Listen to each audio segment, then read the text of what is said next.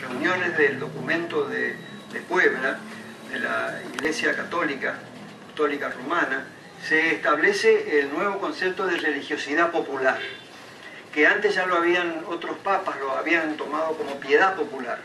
Y es advertir que cuando Juan Pablo II llega aquí a Corrientes, la única vez que tuvimos un papa aquí en Corrientes, su homilía se centró en un eje muy especial, en este eje sacro, y dijo: voy a hablar de la piedad popular y la devoción mariana, refiriéndose a esta piedad popular un poco devastadas por la falta de catequesis, por la falta de sustentos muchas veces especiales en cuanto a la atención, por la carencia de sacerdotes o la sucesiva también desplazamientos de los jesuitas, los franciscanos, los dominicos, los mercedarios, que también tuvieron sus distintas, no diríamos luchas, pero sí situaciones que crearon ciudades, que generaron educación, que generaron una cantidad de hechos culturales y hechos históricos. Entonces, este eje que habla él de la piedad popular del Nordeste y la devoción mariana se refería específicamente a la Virgen de Itatí, que estaba presente en ese momento en el acto, recuerdo, frente al Hogar Escuela, en esa avenida. Cuando él otorga esa homilía, ya está dando un valor muy específico a lo que va a ser esta fe mal instruida, y el eje sacro va a generarse básicamente en una palabra, en el mesianismo.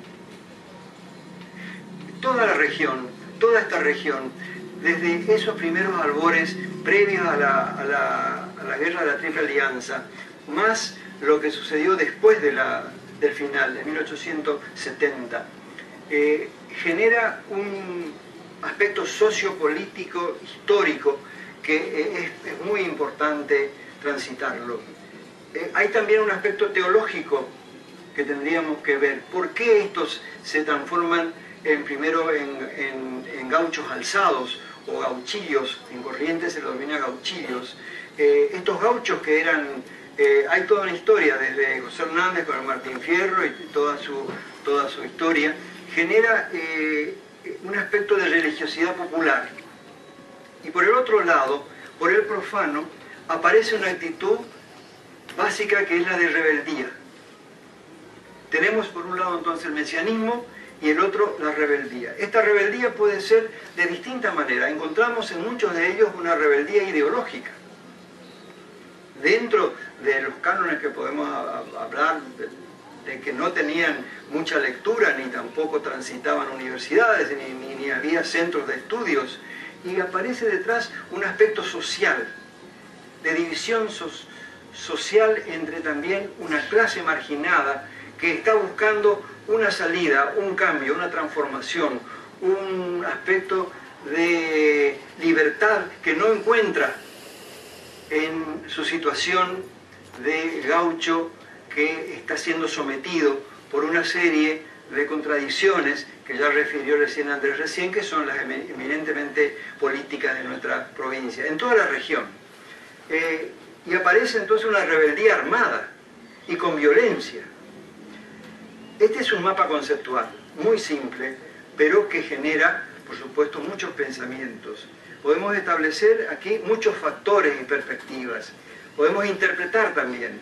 Podemos hacer búsquedas de antecedentes, como la hicimos nosotros, para ver de dónde venían, por qué. En la mayoría, el 98,9% correntinos. Es un saldo que nos generó hacer la estadística de 178 protagonistas. Después de eso encontramos más. Llegamos cerca de los 200. Se nos escaparon unas cuantas gavillas o bandas, como se hablaban. Y buscamos causas y efectos. Y las localizaciones de los espacios también, del territorio y los tiempos que se fueron dando, un aspecto espacial y un aspecto temporal. Y conformaron muchas referencias, y ellos forman parte de un aspecto que cubre todas las áreas, los aspectos de un análisis sociológico, de un análisis psicológico a lo mejor, ideológico, filosófico, religioso, antropológico, folclórico y también, por supuesto, literario. Hay una bibliografía muy densa. Yo establezco nada más que lo que con Andrés pudimos aquí establecer, unos 6 puntos, y ya con eso finalizo. En primer lugar, podemos establecer estos factores. El primero es el hábitat natural, como factor geográfico determinante y un límite espacial, que son los mismos ríos. Fíjense que Corrientes es una isla, surcada encima con un mar intenso en el medio, con una división lógica de los primeros pueblos que fueron generando desde la ciudad de Vera, de las 7 Corrientes, hacia el sur. En sucesivas cartografías de historiadores se ve que se fue avanzando el poblamiento y la colonización desde el norte hacia el sur. El río Corriente, digo Corriente porque así está escrito en la toponimia de este río, es el que divide a Corrientes con la laguna de Liberaquí en 2 grandes sectores, y creo que una de las fichas habrá pasado ya el mapa de A y B. Ese norte y este sur-este era una especie de 2 provincias divididas. Hasta 1768, esta de la zona Uruguay era de los jesuitas. La otra, la zona A de la ciudad de Vera, las 7 puntas, etcétera, etcétera, era de los encomenderos. Ya ahí establece, cuando los jesuitas son expulsados, una fusión, más que una fusión, una confluencia, pero no fue belicosa, fue más bien de integración y de huida por distintos lugares. No olvidemos que todo el Río Grande do Sul eran las estancias jesuíticas. Puerto Alegre era el puerto, que no se llamaba Puerto Alegre, se llamaban Biazá, el nombre de un gran cacique. Descubrí, yo pensé que era guaraní antiguo, era el puerto hacia el Mar del Norte. El Mar del Norte va a ser el Océano Atlántico. Este sistema también va a generar hacia el Paraguay, hacia la zona norte de los Itatines, hasta el límite, ¿no es cierto?, donde llegaban estos pueblos de las 30 reducciones jesuíticas. Después aparece en segundo término un sistema sociopolítico histórico como condicionante negativo y vital que origina una generación no participativa de la otra realidad argentina. La otra realidad argentina se gestaba hacia el sur, hacia Buenos Aires. Corrientes estaba tensionada con Asunción y con Buenos Aires, porque fuimos gestados de nacimiento por un adelantado español que respondía a Asunción. Él venía de Asunción, fue el último adelantado del Río de la Plata. Después ya ven los virreinatos y vendrán todos los posibles. En tercer término aparece una historia provinciana. Esto es que Corrientes, desde 1588, como digo, hasta el siglo XX, determina una serie de cambios y transformaciones y mutaciones sociales que, por supuesto, generan nuevas fronteras de expansión territoriales y un entorno sociopolítico que también apoya la persistencia y permanencia de algo que han estudiado muchos expertos, y tomamos nosotros la bibliografía de expertos, que hablan del gaucho tardío. El gaucho tardío es el que aparece como gauchillo en Corrientes y que se expresa como un emergente de la situación histórica y social y política y económica que lo conduce a una metamorfosis obligada de peón a soldado, de soldado a peón. Y ahí se maneja un aspecto de mencho, de mensual o jornalero, y por otro lado, o gauchillo alzado. Eran 2 opciones. El gauchillo alzado era el rebelde. Acá aparece el concepto de rebeldía. Estos personajes, en quinto lugar, asumen con el tiempo, a lo largo y ancho de nuestra provincia y de la región, una respuesta que generalmente es aislada o en grupos reducidos. Son las bandas o gavillas. Y esto tiene un carácter básicamente rebelde porque asume, en la mayoría de los casos, una actitud violenta y armada. Las razones que fundamentan su existencia se esbozan en las nominaciones de estos factores, pero también en cada caso ocurren factores especiales de la personalidad, del aspecto específico, del temperamento de cada uno de estos personajes o protagonistas que hemos estudiado en forma minuciosa en cada caso. Y por último, de la figura o personaje, que primero será leyenda, se transforma después por un sortilegio determinado en mitos. Y mitos aparece cuando alguien prende una vela. Ahí aparece la sacralización, ahí aparece la devoción, ahí aparece el factor sacro y el factor profano al mismo tiempo.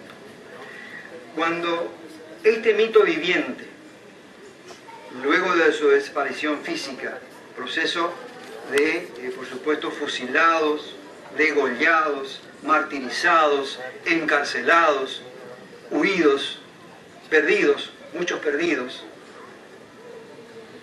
se transfiguran en el proceso de canonización popular. Ese es el término que se ha usado en antropología para estudiar este fenómeno en casi toda la República Argentina. Hay muchos casos más.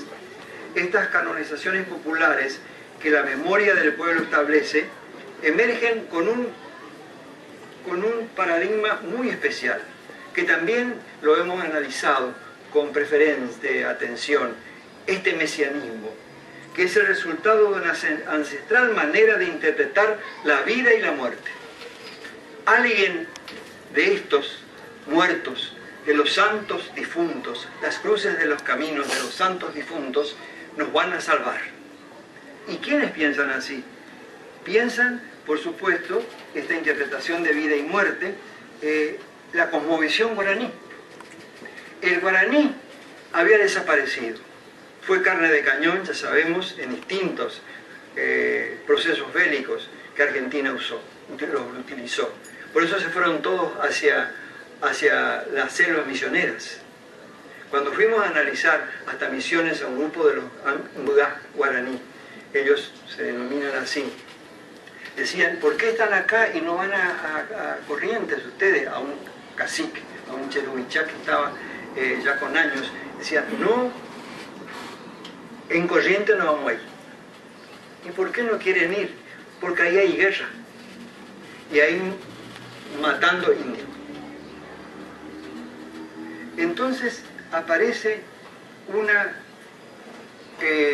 visión de que el guaraní desaparece, se mestiza en algunos casos, se va perfilando hacia otros grupos de migraciones españolas, italianas, etcétera, que ya todos conocemos, a partir de 1870, 1890, 1900, 1945, con las grandes oleadas de inmigración europea. Pero lo guaraní quedó subterráneamente transitando y tejiendo como una red, como un ñandutí, dicen ellos, desconocen el tejido especial del guaraní. Un ñandutí de pensamiento que es lo que ellos dicen, este es nuestro ñanderecó. Nuestro ñanderecó es nuestra manera de ser.